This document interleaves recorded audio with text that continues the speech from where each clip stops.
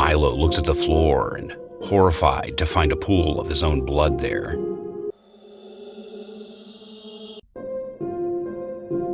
Milo was a struggling college student, on break while living in a small town in Eastern Europe. For years, he's chosen to live alone. Too many horror stories with his parents. His living conditions were pretty horrible. A cramped little apartment. But he had one asset going for him: his looks. He was young, handsome, and athletic. During the day, he worked at a small grocery in town, carrying deliveries and stocking them in the storage. Then at night, he earns most of his income online through OnlyFans. Little did he know at that point that this would lead to the most horrifying and bloody experience of his life. He was fairly successful and would portray a very different life in social media, pretending to have more money, the latest gadgets, and being able to afford travel. His friends have not discovered his account yet, but his parents did. His mother called him on the phone and had a massive blowout. She chewed him out with insulting terms, saying that he was depraved and immoral. He's reminded why he cut them off from his life, even if they were well off. Milo's content was edgier than most. He would use candle wax on his chest. He had an assortment of handcuffs, chains, and whips. People paid good money for this kind of play. Lately, his most loyal paying customer was a man who goes only by the name Kyle. Kyle has viewed his content comprehensively and gave him a ton of cash. Kyle set up a private show between Milo and himself, this time on Zoom, and he paid double. So Milo agreed. In the private, Milo was welcomed by a shadowy figure. From the outline of the person, he looked like he was wearing robes.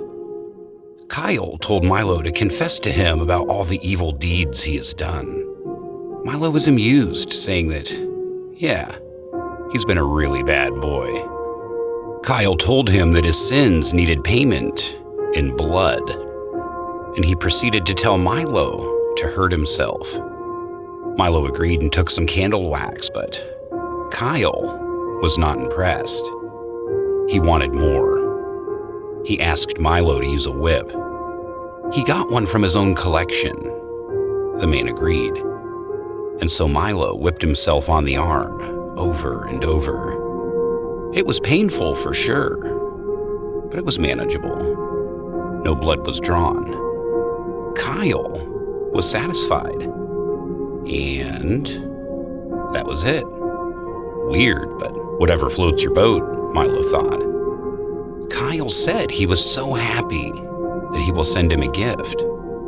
Milo hesitated, but Kyle offered a lot of money for his next session. He just couldn't say no. He gave the man his address, and without so much as saying goodbye, Kyle logged off. The next day, his doorbell rang. He peeked through the peephole of his door and saw the delivery man has dropped a parcel on his doorstep. He opened his door and found a medium-sized box. He wasn't really anticipating anything to arrive, and so he goes back to his kitchen and opens it. He was appalled by what he found inside. A whip, but not just any whip. This one had tiny spikes that looked sharp as razors. There were even nail-like implements attached on the object. A weird symbol of an eye engraved on the handle. It was so surreal that Milo thought it was a joke. But then he sees that under the box there's a small envelope. Inside was money. Lots of money.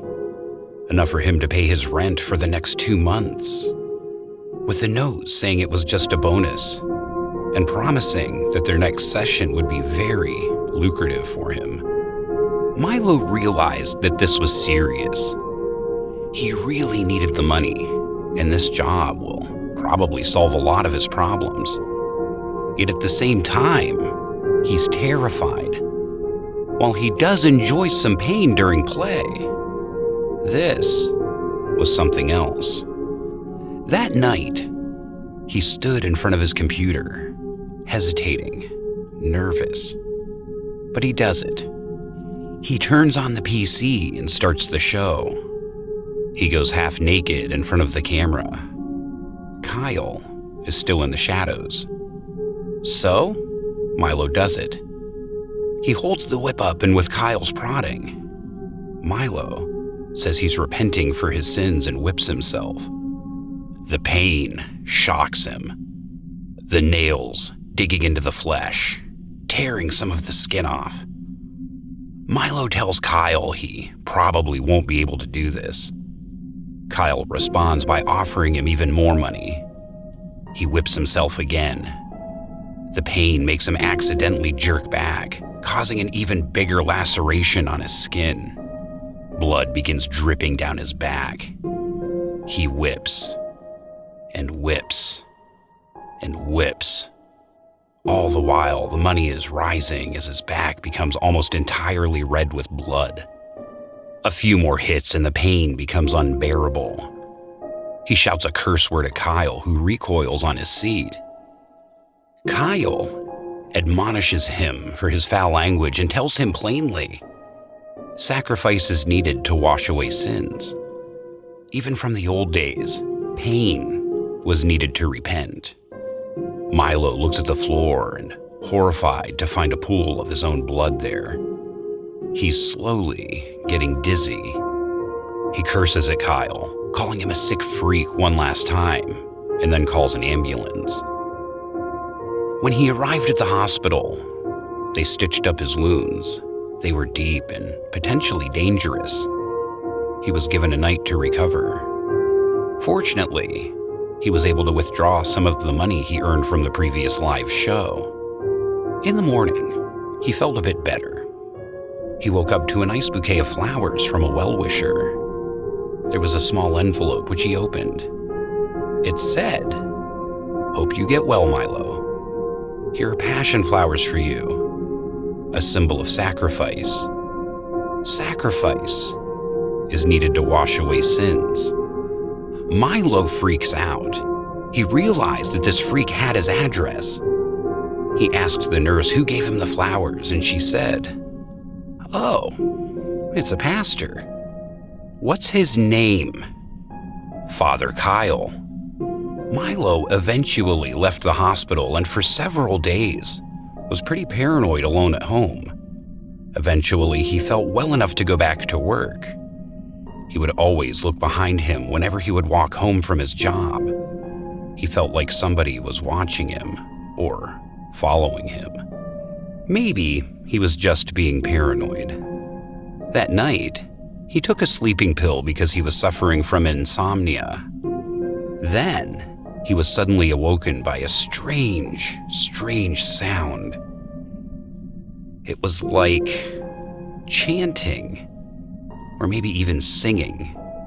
Regardless, it was very eerie, clearly in a foreign language, maybe Latin.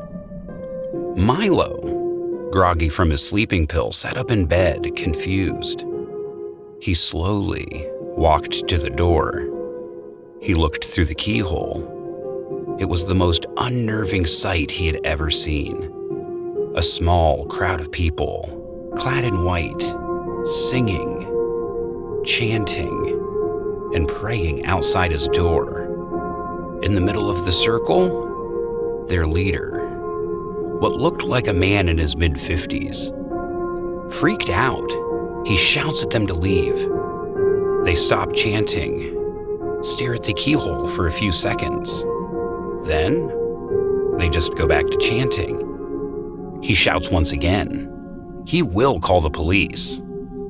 The leader said, "There is no washing of sins without sacrifice," much as in the days of old when animals were sacrificed to the gods. "Oh, hell no," Milo told himself.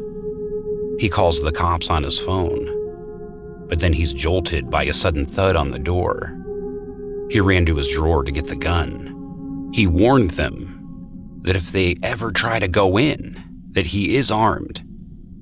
They sing as they hit the door, and with the beat, hits the door loudly, trying to break it down. The latches started getting loose. This cult is getting closer and closer to being able to enter. As the door slams open, the cultists flood into his apartment. He fires his gun at the ceiling.